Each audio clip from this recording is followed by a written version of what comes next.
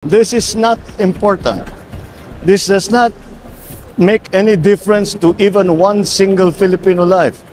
So why waste time on it? Kumusta na po kayo mga mahal kong manonood? Ito na naman ulit si ako, Marisol Templo of course, at huwag kalimutan mag-subscribe. Ang topic natin ngayon ay tungkol sa kabaitan ng ating presidente, ni PBBM. Because that's really my opinion. This is not important. This does not make any difference to even one single Filipino life. So why waste time on it? If somebody files an impeachment, it will tie down the House, it will tie down the Senate, it will just take up all the time, and for what? For nothing. For nothing. None of this will help improve a single Filipino life. Ang bait-bait talaga niya, no? Biro niyo, sa kabila ng mga pag-atake sa kanya ng Vice Presidente, sa kabila ng mga salitang hindi magaganda at pagbabanta sa buhay niya ng First Lady at ni Speaker Romualdez. May kinausap na ako na tao, pag pinatay ako, patayin mo si BBM, si Lisa Araneta at si Martin Romualdez. At sa kabila ng mga pinagsasabi niya tungkol sa pagpapahukay sa labi ng kanyang tatay, ang ating dating presidente, si Ferdinand Marcos Sr., at yung mga kung ano-ano pang mga sinasabi niya hindi magaganda na hindi daw siya marunong magpresidente, no? Sabi ni VP Sara yon. Pero sa kabila ng mga ganong ginawa niya kay PBBM, ito, kabutihan ang ganti niya. Dahil maraming gusto siyang si VP Sara na ipa-impeach. Pero ito nga, gusto niyang pigilan at tinututulan niya yung mga ganitong action and impeachment processes kasi What will happen to if somebody files an impeachment? It will tie down the House, it will tie down the Senate, it will just take up all the time, and for what? For nothing. For nothing. None of this will help improve a single Filipino life. Tinututulan niya itong plano ng pagpapa-impeach kay VP Sara kasi tama nga naman siya.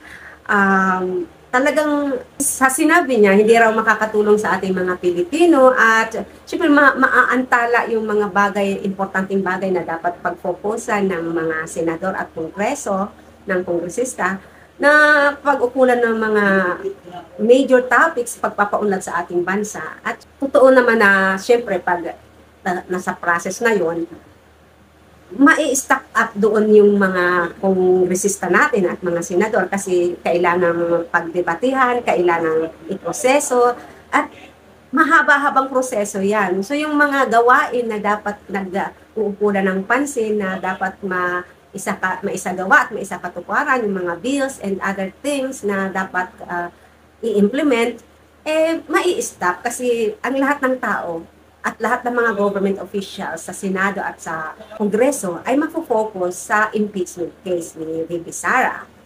Pero sa inyong palagay, kayo po ba, pabor ba kayo dito? Gusto niyo po bang mapa-impeach si VP Sara? O pabor din kayo sa sinabi ni PBBM na wag na lang kasi hindi rin naman makakatulong? Ipinapasa Diyos ko na lang ang lahat kasi talaga namang ang mga pangyayari dito sa mundo ay directed dyan ni Lord eh. Wala tayong hawak dyan. Yung pagkapanalo ni PBBM bilang presidente, yan ay nakatadhana. At kung sakali man na siya pa rin ang tuloy-tuloy na presidente, yan ay nakatadhana. At kung sakali man na sa 2028 ay lumabas na presidente si VP Sara, yan din ay nakatadhana. Pero kung hindi siya nakatadhana maging presidente, wala tayong magagawa. Walang magagawa yung mga DDS dyan. At wala din tayong magagawa ng mga sumusuporta kay PBBM. Ako naman talaga namang higit na lang ako. Hindi dahil sumusuporta ako kay PBBM o hindi dahil hindi ako sumusuporta kay VP Sara, kundi dahil sumusuporta ako sa kabutihan. Sa kung ano yung nakikita kong tama. Against kasi ako sa mga mali eh. Talaga namang mali kasi yung pinagagagawa ni VP Sara, di ba? Yung mga demeanor niya na sobrang nagyayabang siya, nagmamalaki. Tulad yun, sabi niya siya yung dapat panalo bilang presidente noong 2022, nagbabase siya sa survey. Hindi naman yun ang basihan. At inaakala niya na lahat ng tao gusto siya. Hindi naman totoo yun. Kasi marami talagang loyalista ang mga Marcoses. And maraming may gustong si Marcos ang lumabas. Kaya nang lumabas si Marcos bilang presidente, ay nagdiwang talaga ang lahat. Hindi dahil sa kanya, dahil kay Marcos. At doon siya nagkakamali, akala niya talaga siya yung nanalo dahil siya nagdala kay Marcos. Nagkakamali siya doon. Marami talagang may gusto din kay Marcos. At nakatadhana siya eh. Wala siyang magagawa doon. Wala siyang magagawa doon. At sana tigilan na niya kaka-atake kay PBBM. Tumulong na lang siya. Kasi yun ang gawain niya bilang vice presidente. Wala pa siyang nagagawa eh. Ano pa nga eh, yung confidential funds pa nga, hindi pa niya na ipapaliwanag at iniiwasan niya eh. Yung COA nga, natataminin na lahat kasi iniisa dinidikdik eh, wala silang maipaliwanag na maayos. At maraming lumalabas na katiwalian talaga. So, wala tayong magagawa dyan kung ma-impeachment siya. Hindi man siya ma-impeach, nasa tadhana na yan.